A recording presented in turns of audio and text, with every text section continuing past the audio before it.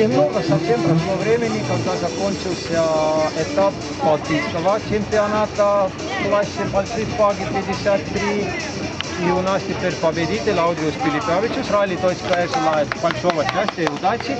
Аудриус, если мы возьмем, так, начиная от полуфиналов и все, с Андресом Логувели начало старта как немного было, но потом ты уходил вперед.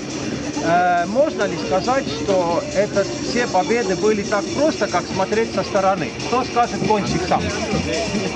Со стартом стартовали, едет лучше, наверное, из резиновой был очень хороший.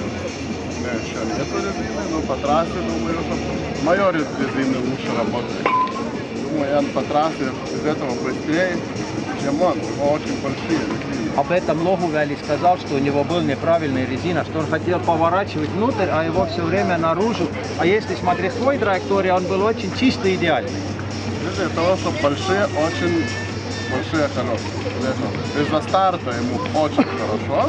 Он всегда первый почти, но по трассе мне лучше. Да. Но можешь ты сказать, что эта победа пришла очень просто?